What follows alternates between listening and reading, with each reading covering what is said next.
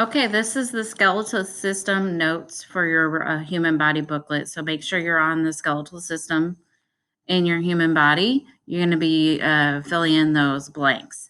So it says you will need a pencil, pen, human body booklet. Turn to the correct system, which is the skeletal system. The directions say you will read the slides below and complete the missing information in the system in your human body booklet. Okay, so I'm going to read the slides to you. I'm going to make them bigger. So it says skeletal system. 712B is the teak. Identify the functions of the skeletal system. Okay, it says the human body. 11 systems that work together to maintain balance and wellness, homeostasis. All cells get their needs met. Remember, homeostasis is balance in our body. And we did some labs about that before the spring break, but just how our body works together to maintain balance in the face of external or internal stimuli. So things that are affecting our body on the outside and inside. Okay, so description of function. So this is where you're going to kind of be looking for some of these keywords to write down. The first one says protects internal organs. Okay, so like our rib cage in the picture is going to protect our heart and our lungs. The second one, provides support. If we didn't have our bones, we would be like mush on the ground. So it provides support. This third one, helps the body move. Okay, so our muscles and our bones work together to move our body. And then stores minerals. So inside of our femur, first of all, we do make red blood cells. We also store things like calcium in our bones that we need. Okay, so here's some examples of protects organs. Example would be the rib cage, which I just covered, protects your lungs and heart. And your skull would be another example. It protects your brain. Okay, our brain is very important, and if there's any damage to it, it affects a lot of our systems. So that's why helmets are recommended when riding bikes and motorcycles and things like that to protect your brain.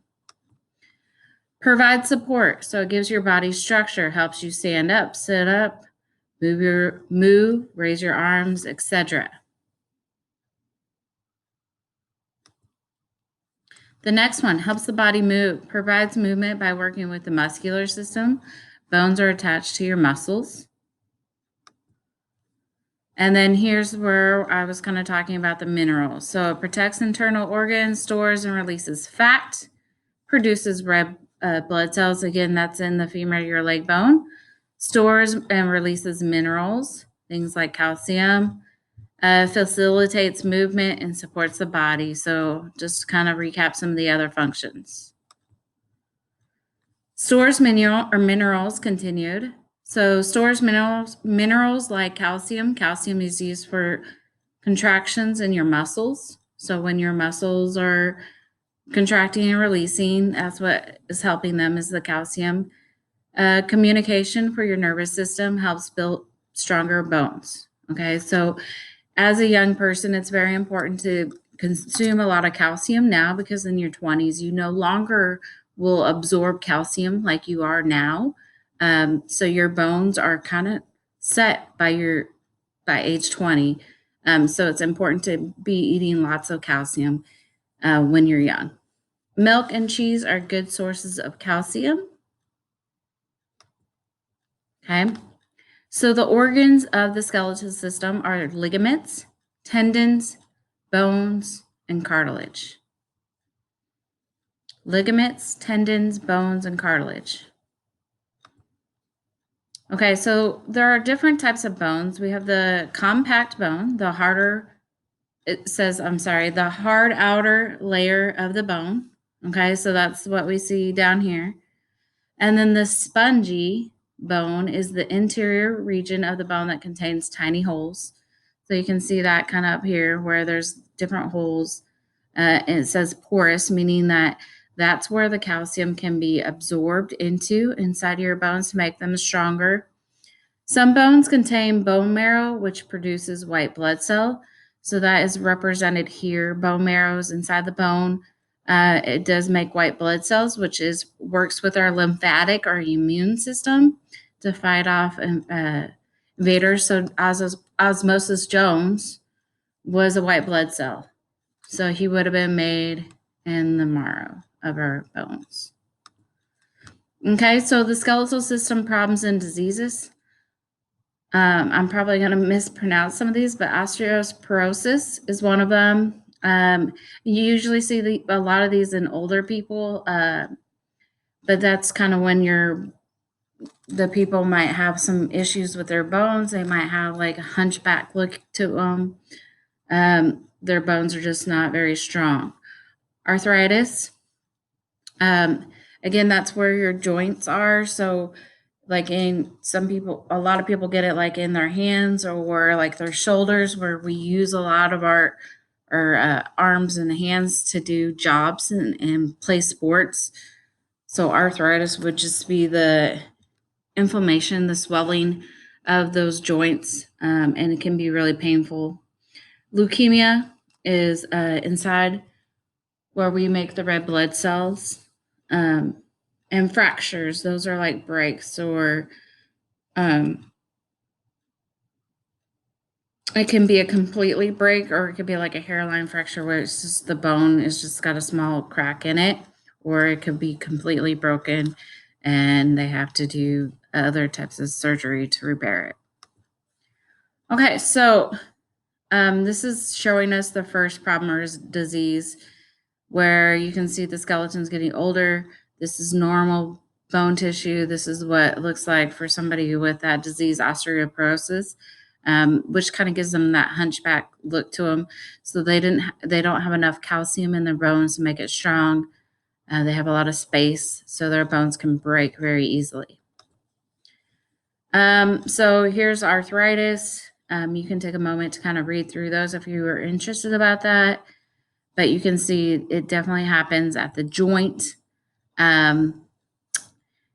It's chronic, meaning that people suffer from it for a long time, and symptoms might go away for a little bit or seem to go away, and then other days it's harder, like if there's weather changes, things like that.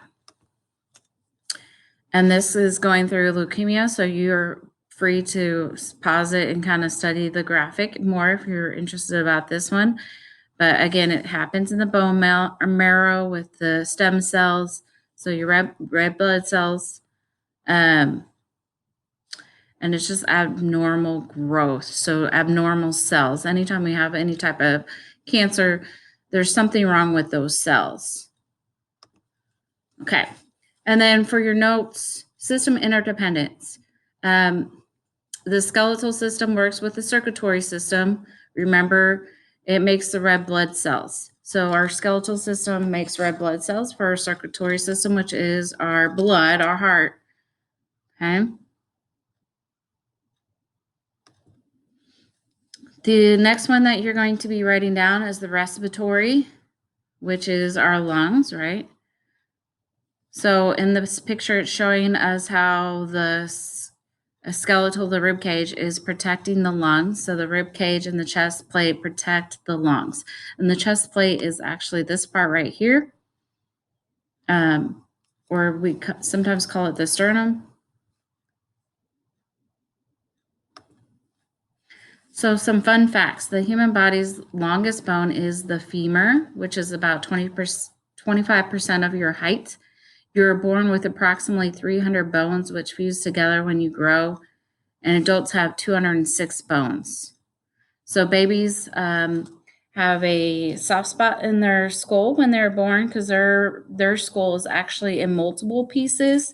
It later fuses together to make one complete skull, with the exception of your chin bone, your jawbone. That's separate. It will come off the skeleton, but your top part of your head, when you're born, is in multiple pieces, and then as you're growing, it fuses together. All right, you can move on to the next part.